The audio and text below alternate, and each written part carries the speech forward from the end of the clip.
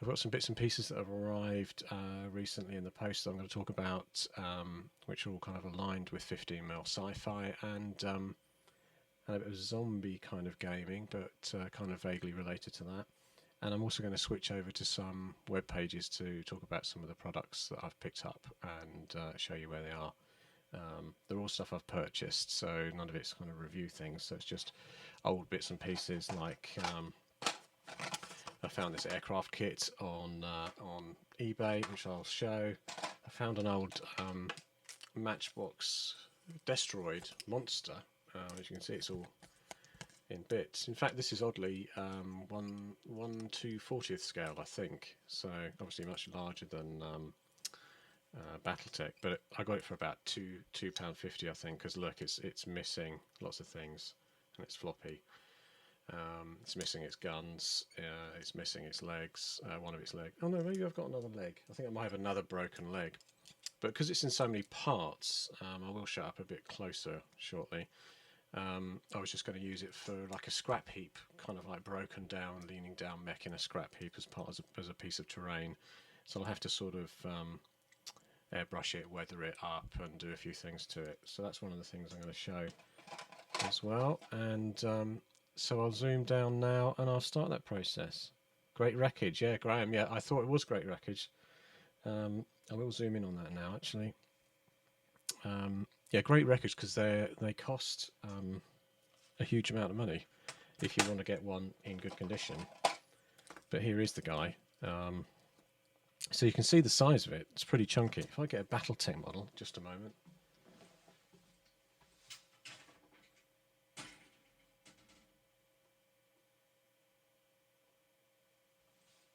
So yeah, runs over to the cabinet, runs back.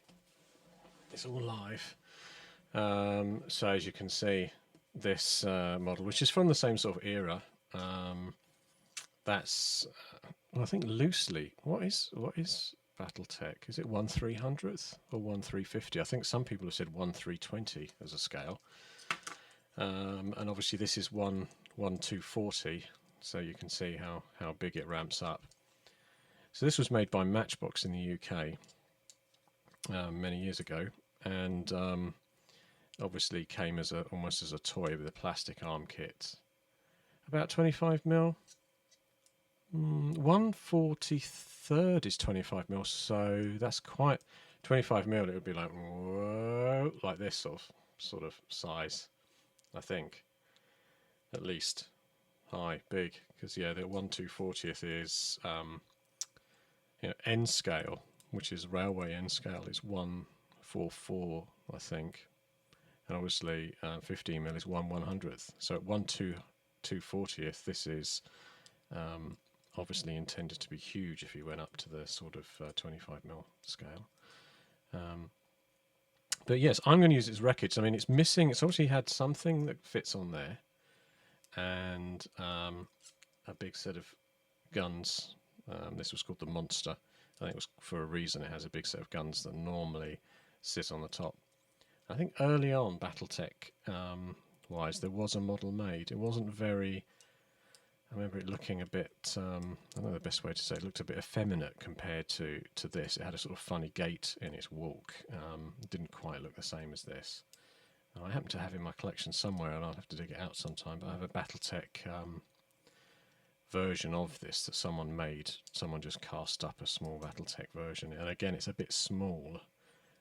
But it looks more like this one with the old leg. So it has springs on the side, so I'm going to have to clean all that up. I won't leave things like those springs on it, actually, when it comes to using this as a piece of wreckage. I think I could salvage it. I think I've got the other leg somewhere. Let me...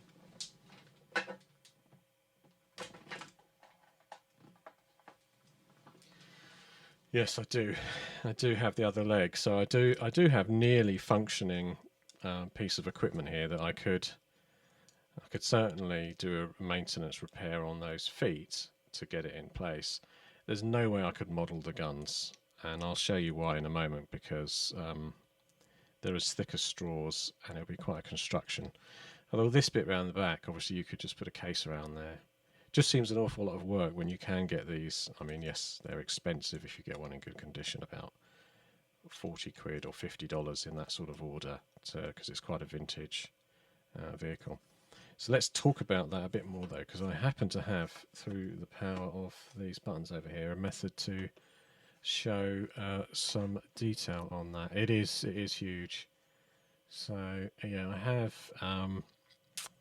have here a Raspberry Pi desktop and brilliant little machines, which I may do a video on sometimes. It's just a tiny single board computer, the Raspberry, and I've run a copy of Debian Linux on there, and I just happen to be using it conveniently here to switch between video and this desktop, which is great.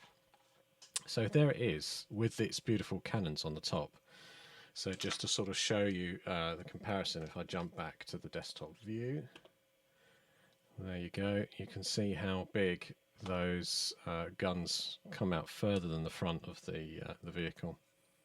What's interesting about that particular one on there is that it looks like someone sort of resprayed it somewhat, because it's missing its water slide decals, and it all looks like a strange shiny resprayed green, really, compared to the one I've got, which all looks, obviously it's worn and play worn, this one, but yeah. And if I jump through on that, I think I can see someone's website somewhere that has some more details. Yeah, here, possibly. Yeah, so obviously I'm jumping onto someone's very informative Robotech Scorched Earth Toys site, but this is the Matchbox 1/240th destroyed monster. There's another view from the side. That's much more like mine. I've got some of those stickers on the side of this one, although mine says UN Spacey. That one looks bigger again. Maybe that's not the one I've got. Maybe that's not the one I've got, is it? That's probably not the Matchbox one. That looks like the Matchbox one there. Yeah, maybe not. Maybe it is the same thing. Yeah, it's funny, isn't it, that Matchbox did BattleTech, essentially, a British brand, did their own vehicles, and there were a few done as well. I happen to have, I think it's the Tomahawk one as well, which is one that converts into 2 or 3. And this is the monster. This person's got a nice site. I mean, you should visit them, really. Don't. I'm jumping on their website here, but this guy, Takatoku Monster Review, he's obviously got a review on his YouTube channel there. Go and have a look at it. I just wanted a quick glance to see if there was any further information on it in terms of age and what have you. So yeah, that's very interesting. Jump back to it.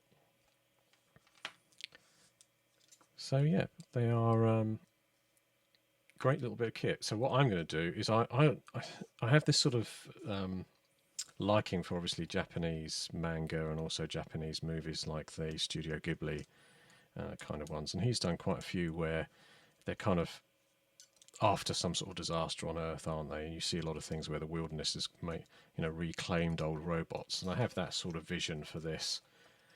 Like it's slumped in the edge of a tip, maybe some grass has grown up over the side of it with some rubble and things. It does, doesn't it? It does seem a shame that I couldn't just recreate and restore it, but I think it'd be too much work. And it's got sort of all broken bits. I think I'll just do it slumped down, looking like it maybe had seen better days, and is a nice large terrain piece for the 15mm models to sort of roam around.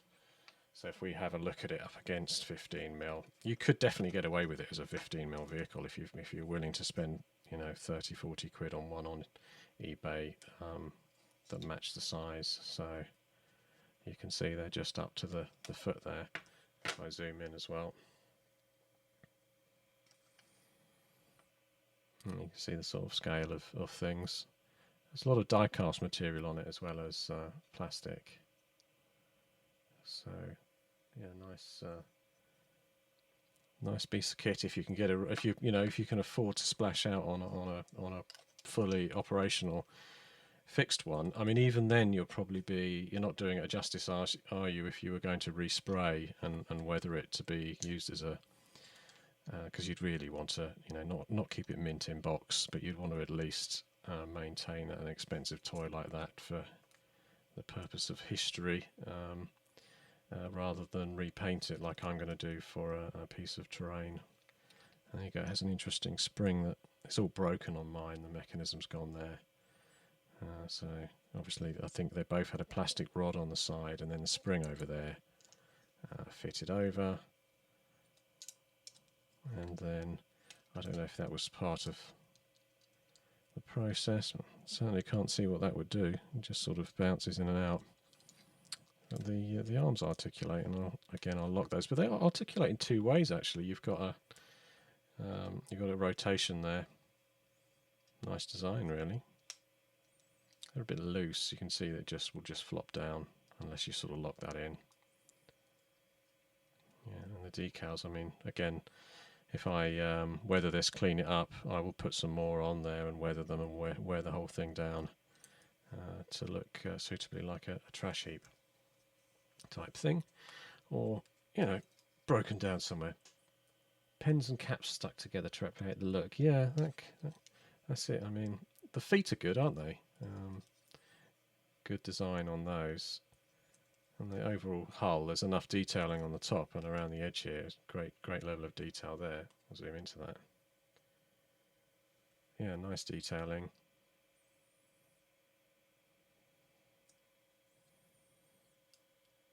Yeah, great model really, but not really very practical for gaming in this state, obviously.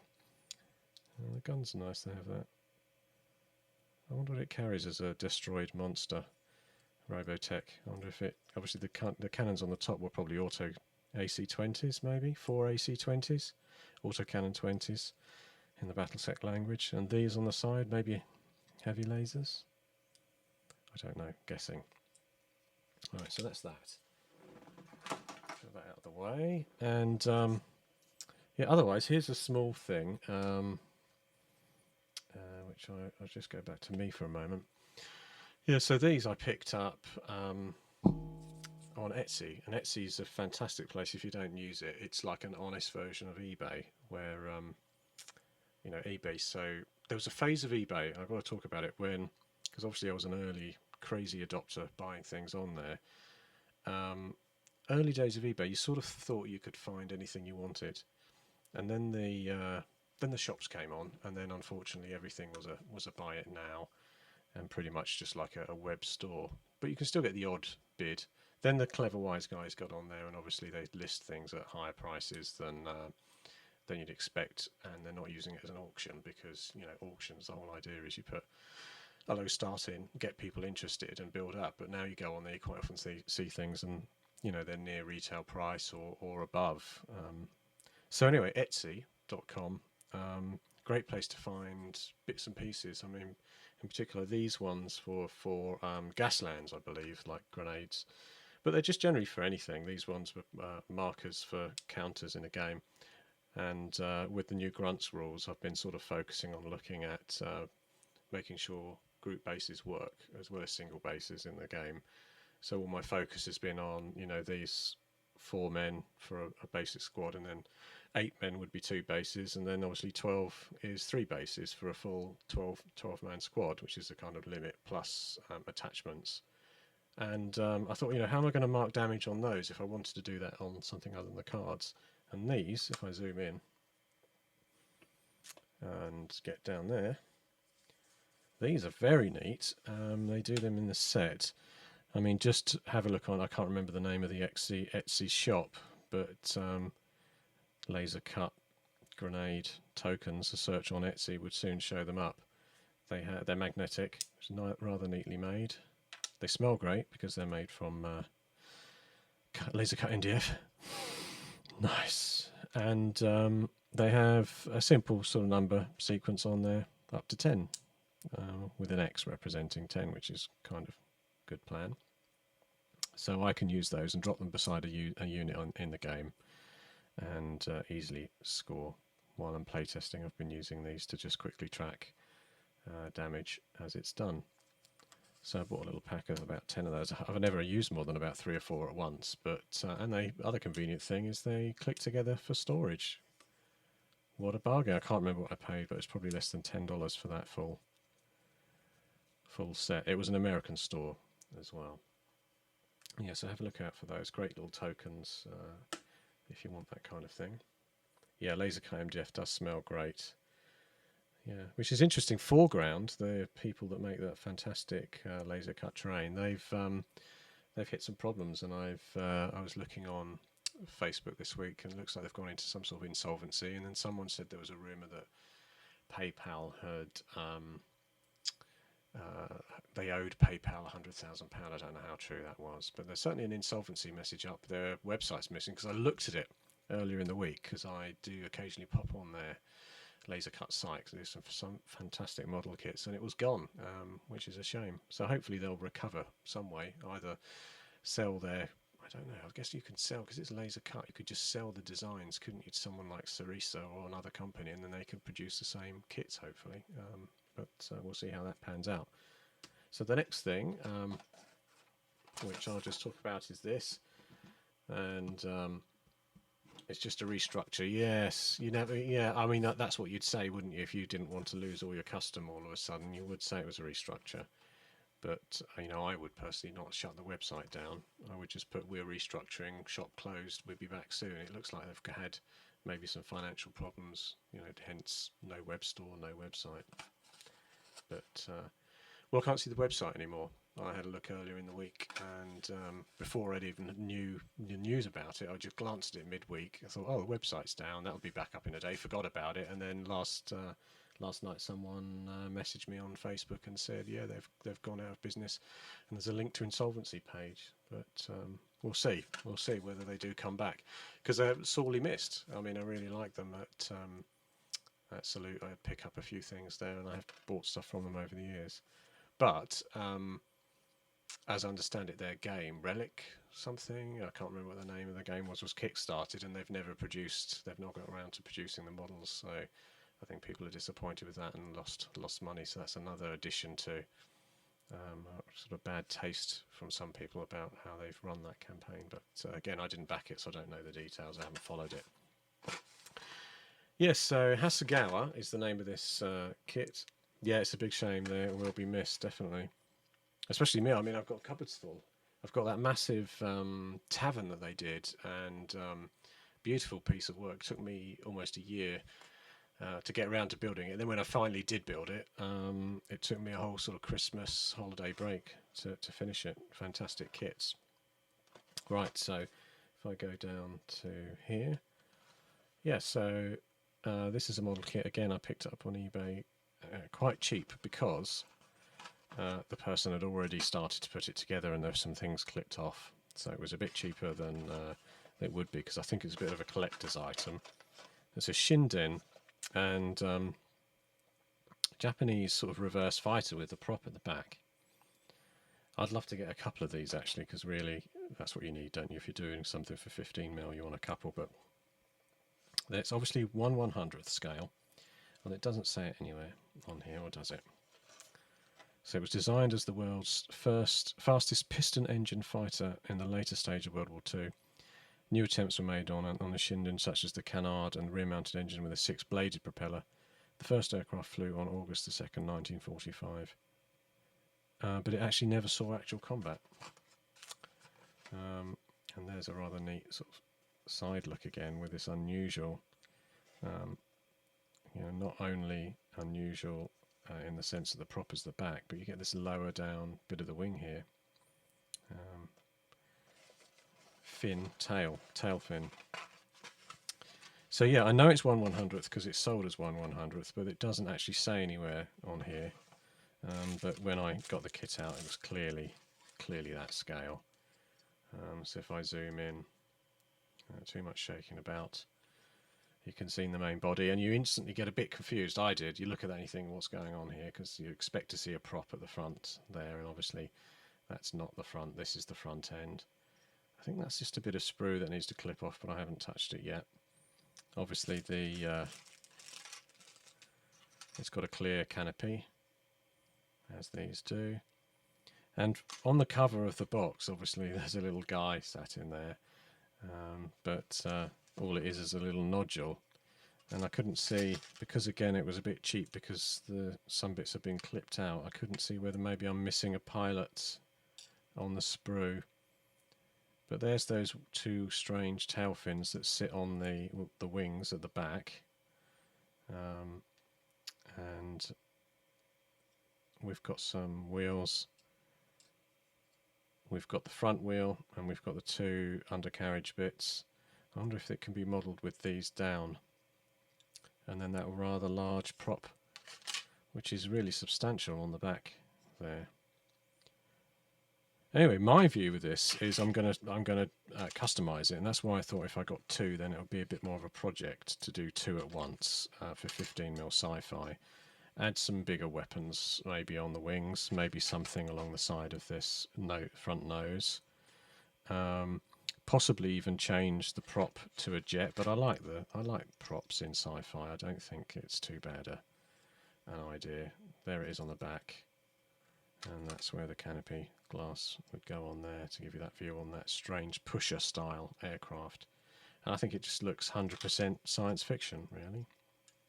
Yeah, it does look like Crimson Skies, doesn't it?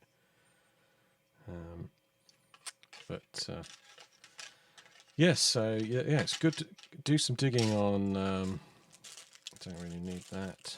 I'll throw it into the sea or wherever it ends up, Malaysia or somewhere that the British council send their rubbish to.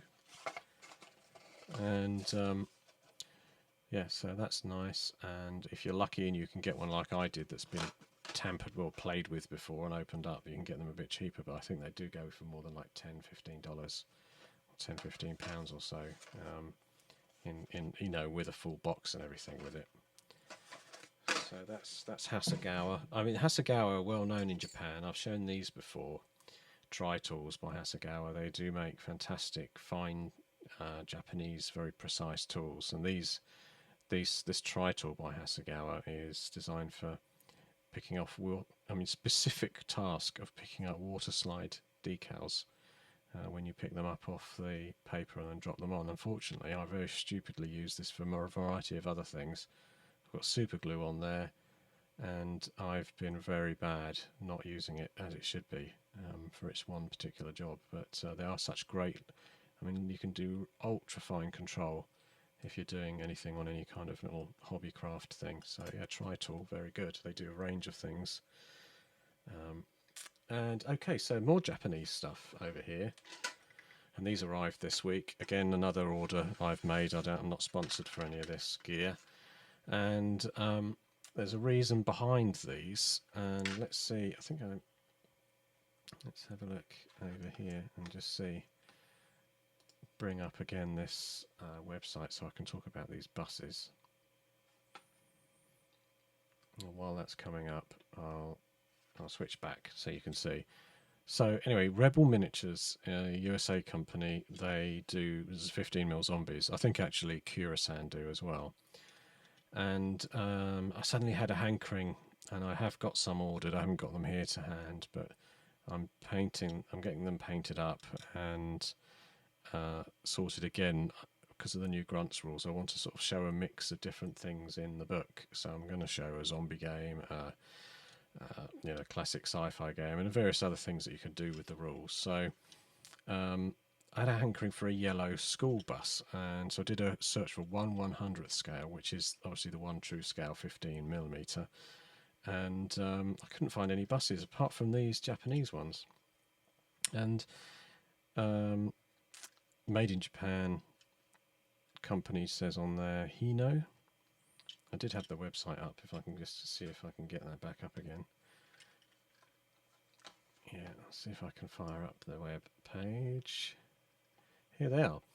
So in fact, I think even this is an image of the very ones in the packaging that I bought, and I've done that obviously because I'm not a big die cast collector. I've done the stupid thing of throwing the box away.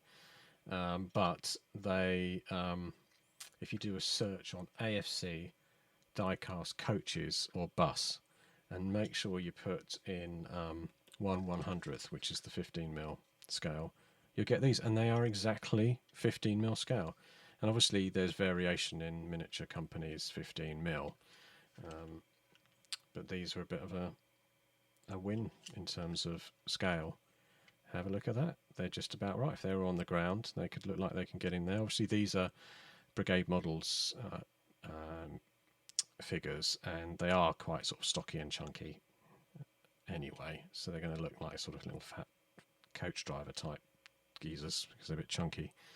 But I'm not going to obviously use the sliding doors or anything.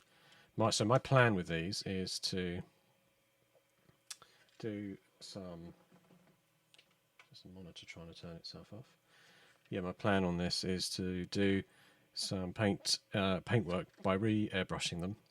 So I'll have to put some masking tape in all the glass areas, and I'm going to do one possibly just silver again, like that sort of silver line bus. So I might not have to do much with this. If I mask up those windows, I may just be able to sort of spray on it like a dull varnish and then do some weathering on it to bring it into line with the rest of the models, and then also paint the wheels. But I won't lock the wheels, I'll leave them operational. And then I'll do one as a school bus, so this one might get sprayed yellow as a school bus type thing, because you need that for a zombie apocalypse game, don't you? You need one crashing through, you know, driven through a horde of zombies. And also Foreground Publishing, we're back on them again. They've got, I use, airbrush wise, I use an Ayata HPC Plus. And I've also got one of their stubby ones, which I can't remember the name of it, but for bigger areas. So yeah, they're nice airbrushes. I did do a video on them actually. I can't remember where it's hidden itself on Facebook or YouTube, but yeah. So yeah, so I'm going to use those with the Rebel Miniatures stuff, and if I go back to the view on them, you can see they come in these boxes, and as I said, you search for AFC diecast coach Japan and you'll find them. And if you have a look on the Rebel Miniatures page, they've got a whole range of different zombies up on there.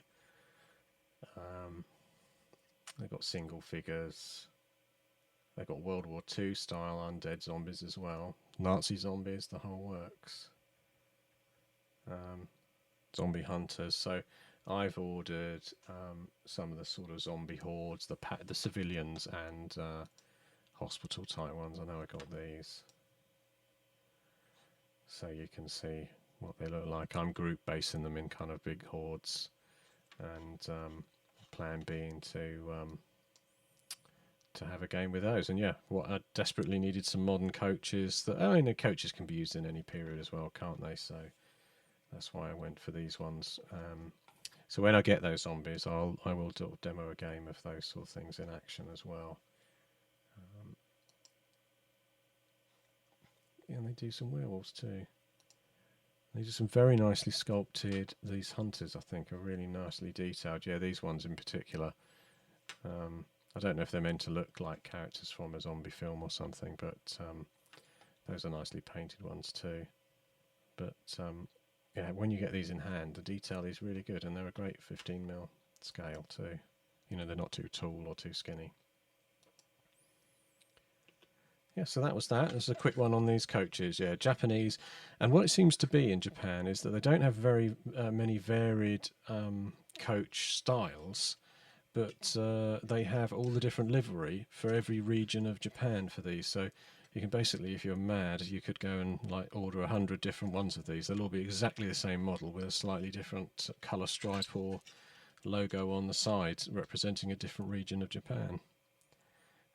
So yeah, as far as I can see, they're exactly the same models, and the whole range of them that I've seen on eBay are also the same models. So I bought mine in the UK. These were about £4 each in the end, and I think that's fair enough for the sort of price and stuff. But if you try and order them in from Japan, you can be paying up to about £20 including shipping, or $20 in that order. So try and get them in your own country rather than buying them in from Japan if you can. I think some collectors do get hold of them. But 1/100th scale, so perfect for 15mm. If you've come late to the video, that's why I got those. So I've talked about the Shinden, I've talked about the bus. The other thing I was just going to show, if I clear out some of these Battletech models to make some room and zoom out a bit, it was the next job that I'm doing, which is So I'll bring one of the existing kits over, which is the Cerisa Precision. I think they call it a warehouse. I cut the front off the front. If you've not seen me video this or show it before, it had 3 sections of roofing, and I cut one off so that I'd have space at the front to make this more playable for gaming, so that I can fit models on there, which I tend to do with all my terrain builds, is to try and think of areas where you might put models to make it sort of realistic for gaming. And Graham, what about the buses? You just said the buses. So yeah, that's what I've done already, and I've been sort of focusing on trying to build up modular terrain like this, with this kind of level of detail. So I sort of extended this view onto the next set I'm doing. This isn't painted yet, this is just undercoat sprayed, and you can see these are the shipping containers, and these ones are from the Scene in the UK, and he did me a favour and cast up a whole batch for me. They're very hard, heavy, because they are solid resin, and I've super glued them onto there. And again, when I was building this, I'm thinking of, how can you make this playable? If you had, a dozen of these on a table as part of a city with a few maybe park sections and other more open areas, you've got to still be able to move vehicles through and use the space. And so yeah, I thought about that when I was putting it together, and I thought, okay, I really like the idea of having a large stacked area of these containers, because I just think they're going to look good. I'm going to airbrush them. Obviously, some of them be the same colour, some might be like a white one up there mixed in with a sort of very different colours, and that way I can really weather them up and rust them up, and there'll be an interesting bright feature, which is something I always talk about actually when I'm doing these videos. Is it's a real shame. I think it's only Infinity, the game, that have sort of stepped away from the dark gothic future, because so many of the sort of Games Workshop terrain layouts that look cool, but they do end up looking like they have to have church spires and gothic arches, and they all seem to be airbrushed up from black, with reds, yellows, green, that kind of dark gold look as well for the gothic churches. Not all my comments are getting through. Oh, that's a shame. Yeah, I did see actually there's an issue, chat functionality. We are aware and investigating an issue with Facebook chat functionality. So I think, Graham, if you watched this on YouTube, I think your chats will come through, but I think I've got issues with Facebook chats, unfortunately. So only a few of the comments are coming up. Now, if I go to Facebook, I'll be able to see. Let me do that. While we sort of stare at this. If I go to Facebook, click the mouse, go to Grunts, I should be able to see your comments live there. Grunts 15mm SCIFI. Find it. Go into it, and I might be able to see the live video, and then I'll be able to see the comments there, because it's not pulling them back up to the stream.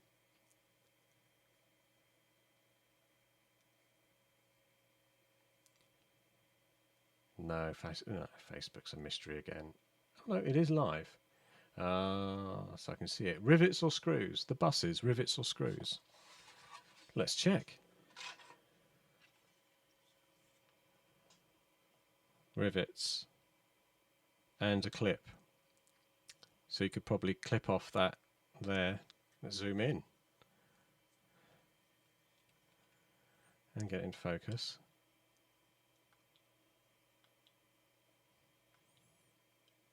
I'll get into focus at some point. It's fighting me, the focus. So if I take it down, yeah, there's a rivet at the back, and there's some sort of clip there. So you could probably cut the top of that off with a Dremel, and then this whole back piece will peel off, and then you'd pull it forward, and you pull it backwards out of that, if you wanted to open it up in terms of rivets. Graham, why did you want to ask that? Did you want to take it apart and maybe airbrush inside or something? I wouldn't bother with the inside. But yeah, that's 15mm scale buses, and you can see again up against the terrain here. If you did happen to be using this in a sort of more modern location rather than sci-fi, your bus can fit through there. If you buy these Japanese 1/100th scale buses and coaches, they're great. Yeah, so one of them I'm going to do as a yellow school bus. The other one I'm going to do as a weathered, beaten up old bus, maybe kind of an old hippie bus type thing for a post-apocalyptic kind of look. Might even put weapons on it. So yeah, these are from the scene in the UK. Resin, super glued them onto this plastic base I had. This here, skip, we call them skips in the UK. I don't know if they're called something else elsewhere. Is from Brigade Models, and it's actually 3D printed. Brigade sell, have them produced on Shapeways, and they do a small markup on them and sell them on their stand. And then I just dumped a load of garbage in there. And again, it's another example where I was coming back to chatting about the old Games Workshop style of everything looking like it's a dark Gothic future with church spires. I wanted to try and make this a bit brighter so it stands out on the table, so you've got sort of brighter whites, blues and pale colours in amongst these containers, and then weather them up to pieces because they look great with some rust streaks and things on there. So that's one modular base, and then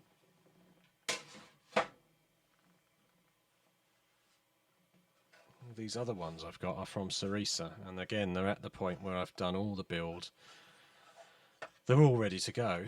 So it's a Sarisa Precision it's not their warehouse, but it's just one of their smaller factory buildings. I think they call it small factory building. And it really is a cheap laser cut box, really. It's a rectangular box. The only detailing that they provide you with is they provide you with these sort of stairs, which I do in a kind of a wrought irony, rusty look to avoid them looking like wood.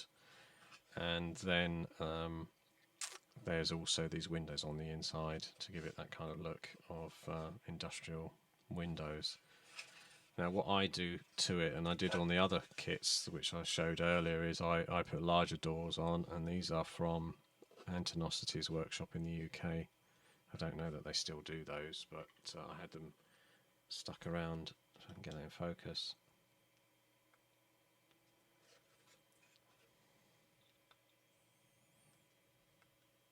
Seems actually that the focusing isn't happening. Let me try that again.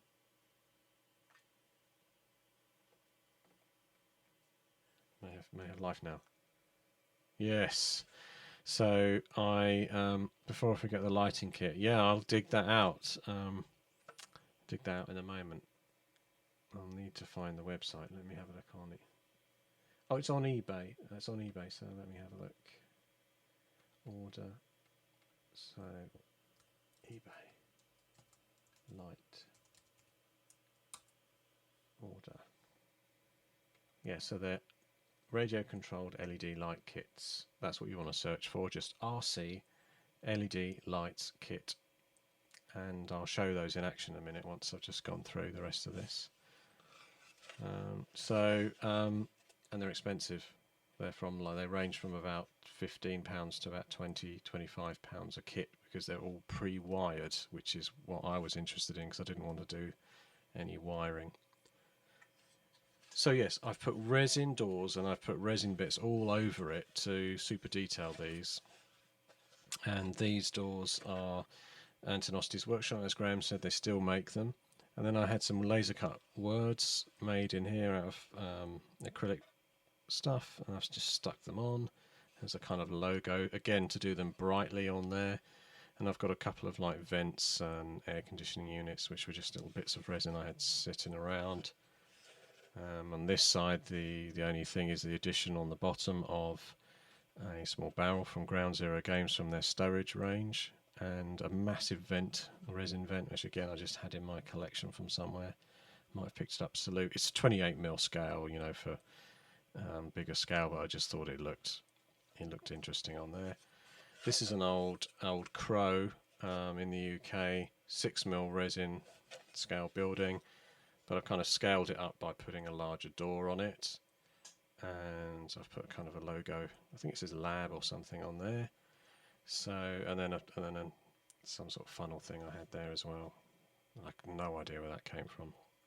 And this wall is from Battlefront, from their Team Yankee range. They do a pack of concrete walls. I've stuck it on, and obviously it's got sprayed over, but it came pre-painted.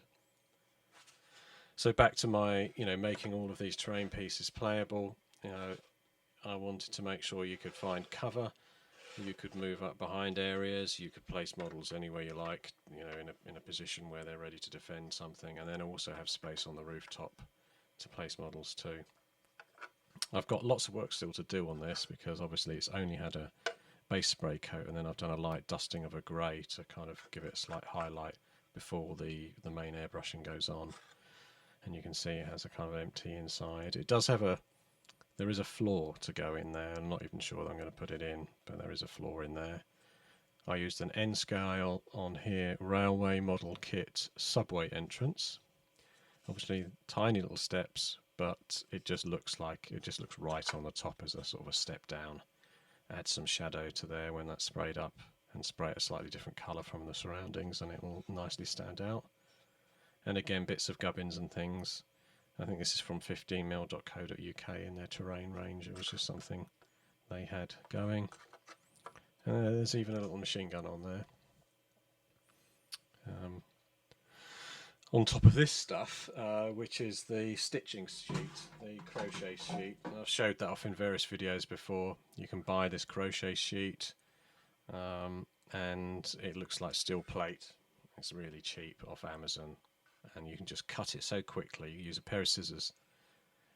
I never even measure this stuff. I just sort of cut it vaguely and then shove it on there in the corner, and then go, I need to cut in about there. And then I cut in, and it's Robin Todd, thanks. And then you just cut that on, and you can put it anywhere you want, a bit of extra steel plate, or on the side of a building as well. It's really handy stuff. And and then finally, to really boost the detail, is some doors from Ground Zero Games. So you can see it's a added on door, and it just boosts the detail because the door on there looks okay, but this really separates the door out from the building and gives it that little extra bit of definition. It's a metal door from Ground Zero Games in the UK, and you can just glue those on, and you can see again, if I can get this around the right way because I've got everything back to front here. I put one up there on the walkway as well. You can see actually not all the primer spray has got under there. You can see the metal from it on there too. That's okay, Todd. So yeah, the new Grunts is coming along, and I'm heavily working on both things like this, which will go in the book once it's all finished, and playtesting. So as and when I finish sections of this terrain, I start doing the playtests. I've been doing weekly playtests with a friend. Had a break recently there because I had some time off, vacation time from work, and I initially thought, I'm going to do loads of my grunts, but then I ended up, obviously spending time with the family and less time doing that. So that's that one. And this is where I can show how different you can make these. If I zoom back out again here. These are both the same kits, obviously, from top down. So pretty much they resemble each other. But on this one, I haven't added the included walkways. Instead, I've used another UK company called Ainsty Casting. And I happen to have a lot of their old sort of bits and pieces from previous modelling I've done, and I've added an Ainsty Casting step up on there. You've got the Scene UK, again 2 of their containers on the side, and then the Ground Zero Games door, and then bits of Ground Zero Games, other bits and pieces and stowage I had just to sort of add detail to the top. So if we zoom in a bit there so you can see that. And then on the end, I think that's Antonosity's workshop in their 15mm sort of vents there. Shove that on there. And it's just a nod to realism. What I don't do when I make terrain, and I think some people might make the mistake of doing this, I don't know how many people would, but what I don't do is go all kind of like childlike and think, I have to have every step perfect for models. But I try and do a nod toward that kind of thinking, in the sense that I think, okay, well, I would try and make some sort of realism here to show that they can get up to the door. on here, so that there's something semi-realistic, but at the same time I'm not going, okay, well, is this height too high for someone to step down there? I'm not measuring any heights, I'm just slapping it on with super glue, getting fumed while I'm doing it. So yeah, just stick it all on and then it's done. And here's another detail, and it's another sort of level of detailing I might go to soon on here. No, Reese, she's still unfortunately upstairs, although she's out tonight in London. Yeah, one day when she moves out. She's 21 now, but you know, maybe in the next 5 years she'll move out, and there's this brilliant bedroom she's got upstairs that will turn into a larger hobby room immediately.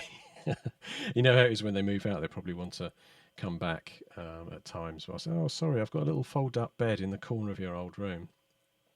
So yeah, I've still got a nod in the direction of trying to keep some space on the terrain to make it look like you would be able to sort of walk up there without going scientifically into thinking about whether figures would be able to physically lift a leg up on something or not. Otherwise, that's too much detail. So here I went to town on top and just talk about these things. So again, it's got the standard wooden MDF top, which I've now hugely weighted down. There's a real weight to the roof, and the reason for that is the big piece there. You can see a sort of metal sheen on the platform. That's from Ground Zero Games, and that's a metal roof to one of their building kits. And again, I had it for ages sitting around, and it just so happened it sort of fitted in there nicely. So it gave the detail that I wanted on the roof. I used more of that stitching material down there, just a filler. I had some other plastic bits from an old kit. And then this is a Ground Zero Games hatch. These are the best things. Ground Zero Games do a whole load of these small hatches for 15mm scale. You can't go wrong sticking them on a building, because if you did that in a nice yellow or something to stand out when you painted it, it does just look neat. So compared to the other one's roof, which I've stuck over there, I'll zoom out a bit. Here's the other roof, and obviously they're interchangeable if I wanted to mix and match. That one I put that nice N-scale subway entrance N-scale plastic kit from Railway Modelling, which I got on eBay. And this one, I haven't bothered with that to vary it up. This one's got the hatch from Ground Zero Games. And again, it's just a nod towards saying, okay, yeah, the roof is accessible somewhere.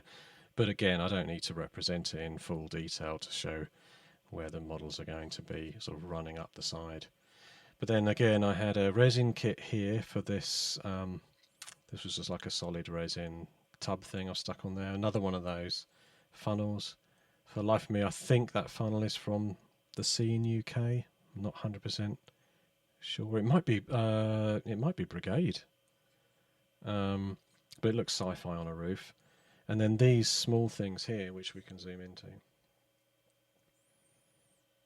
These small things are Ground Zero Games stowage, so like a little hex container and 2 gas bottles and other kind of little bits of stowage. So yeah. Oh, and there's a tiny weapon there, and I think it's a MG, a machine gun, and that's from a company in the UK called Plastic Soldier, and they do a sprue of stowage and bits and pieces for their World War II tanks. And on that sprue, they have dozens of these little weapons, and I thought, why not leave them around on show occasionally on the terrain, just for a bit of fun, really. And there's, it's kind of spot the rifle. There's a German rifle there as well. And again, I'll just I'll spot detail that when I do it. It's not going to be something I spend an hours on, but it's something that just details it up nicely. So those are those 3 terrain modular pieces, and I've got more to do, which I'm just going to slowly work through. But I thought I'd try and finish 3 in a row before moving on to say another 3. I was going to show you some other bits and pieces I had for that, but they've gone. So I won't bother with that anyway. So yeah. Other things down here. These are new, and I've got a couple more of them. I'll zoom in, and it's not glued on yet. But the little guy with a weapon on the top. These are Ground Zero Games, and they're kind of a nod towards the old sort of Land Rover-y look I know that they've done them. John at Ground Zero Games has had these done as 3D designed and then printed and then cast up in metal. So they are metal models, and then he's done them in 3 different sort of wheelbases: short, long, and sort of like extra long wheelbase, and then multiple weapons to go on the top too. So it's ideal for the sort of grunts game that I'm working on, in that you can just sort of bolt on any weapon you like within his range.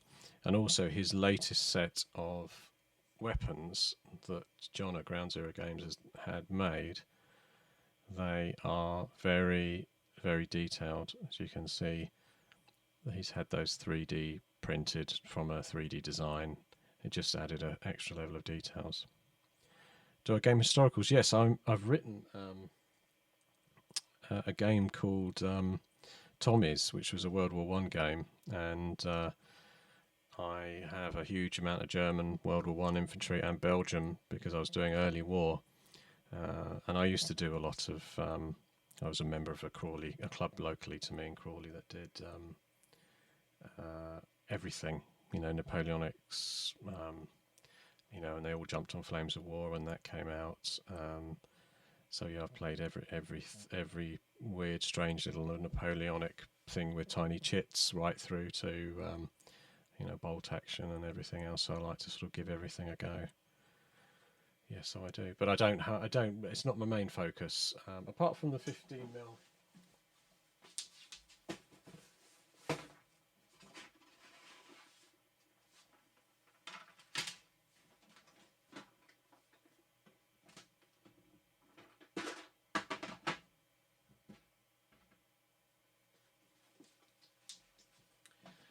Continue now. Apart from the 15mm World War One, and yeah, I've got some FT17s there, and these are unfinished because I haven't weathered them. I just airbrush sprayed them, and you can see their scale up against the GZG SCIFI Jeeps.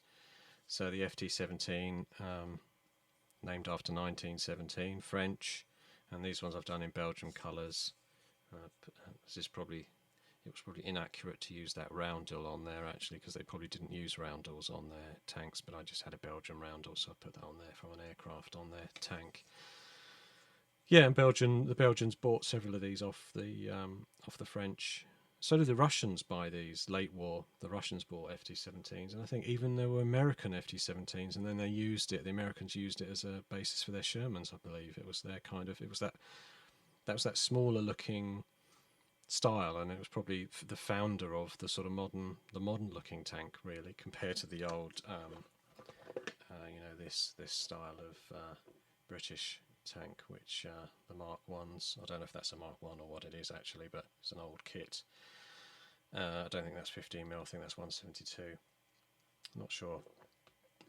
But yes, so the reason I did all of these World War One models is because I was writing a set of rules called Tommy's, which was mostly completed, and then it just sort of stalled. A friend of mine I was doing it with, so I've got all sorts of models sorted out for Germans.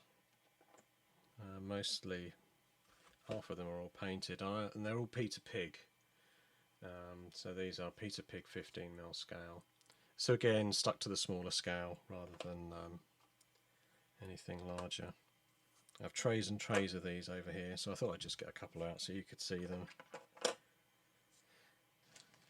I have some really nice pictures actually, because we mentioned Foreground. I bought all of their range for their sort of World War II / 19th century, 20th century Europe, and it creates a great layout. And also I made the rules so that you could put the models in the buildings as well. So we had some interesting games with that.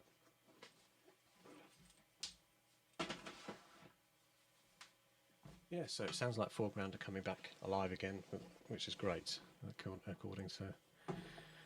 Yeah, FT17s everywhere had them, didn't they? And I think the Russian Civil War, they appeared there, they appeared everywhere. The other very interesting thing when I was researching my Tommy's rules is the amount of train use there was. It's just surprised me in World War One how much the trains and the armoured trains were used and fought over. And there's just no you don't have any context to it, as in you don't really see a lot of train footage or people talking about how these big trains got involved. And the British took 4 armoured trains to Belgium early war. I mean, this is right at the outset of the war. Took them over on big ships and started to set them up in a factory over there. And they were a key part of the very early war battle. They saw action. But obviously, the problem with armoured trains is difficult to take them anywhere other than where the railways go. But yeah, they certainly saw action. And yeah, I like that sort of stuff. It's all a bit quirky and different. Early mechanised warfare. So that was it really tonight. I was just going to show another set of these off. From Ground Zero Games, they have this range of flatbeds and these vehicles, and again different modular weapons. I'm probably going to glue these on at the moment. I've just dropped them on the top.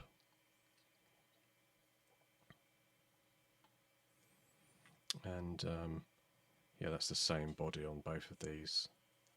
And again with these, they've both got the same body, but these ones I'm going to put mounted sort of technical style weapons in the back of there, maybe like a mortar crew, so that I can drop them into the back and have them as sort of mobile sort of artillery or such like.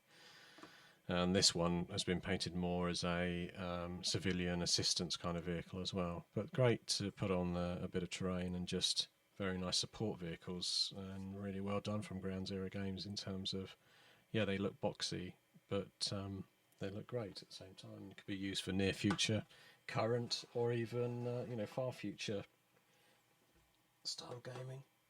Oh, I have to show one of these off from Ground Zero Games while I'm at it, because I've had these done in the same colour scheme, but this is one of their new sort of heavy weapon crew, artillery type crew. If I zoom into that, you can see how it's built up from. They offer in the same kit. John provides both this in trailer kind of mode and the stowed sort of mounted, ready to go, where the wheels are facing up. And yeah, very nice again, because I know he's had these done sort of 3D design. Yeah, I could try a magnet in there. I have some of those baby magnets. I have them, literally have them to hand. I have a steel sheet underneath me here, and yeah, if I put one of those in there and then maybe a steel disc on top, so if I glue that in, and then I've got a steel disc, in fact I have a little tray of those.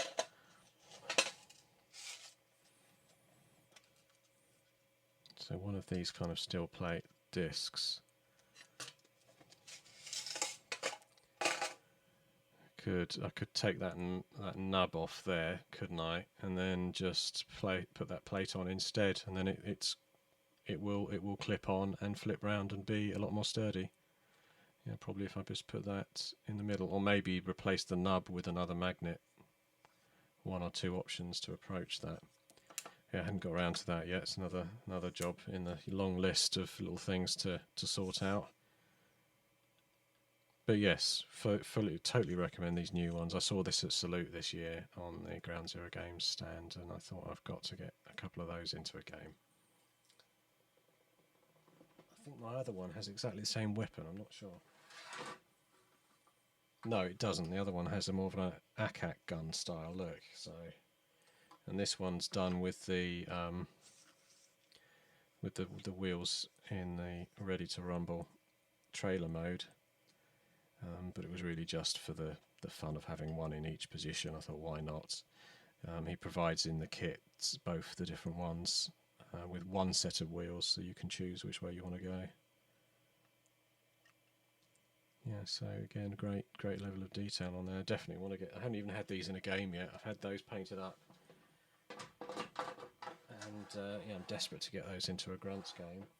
In fact, on that topic, I've had this set of their Brigade again. They're the British, I think, from Brigade, but I've had them painted like Doctor Who unit, I haven't done haven't finished the bases and details, but they're kind of looking like that sort of 70s style unit colours we went for on them, and with a view to sort of almost have a kind of slightly Doctor Who-ish variation with these sort of things, because obviously they use the sort of Land Rovers as well. Yep, so that's me tonight, I think. Any other questions? I do like the vehicle, especially for Colonial. Yeah, it does.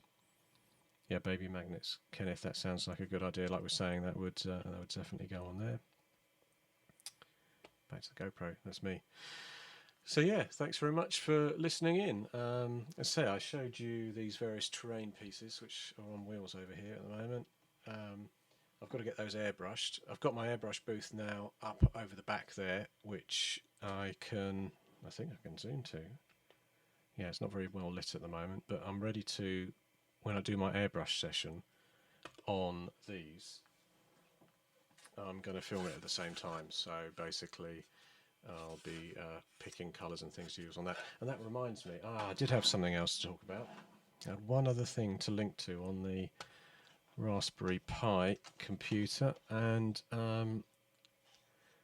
where was it? Yes, this chap. A guy called Simon Stalenhag, I think that's how you pronounce it. But essentially, he's an artist. I think he's Swedish. I'm not 100% sure.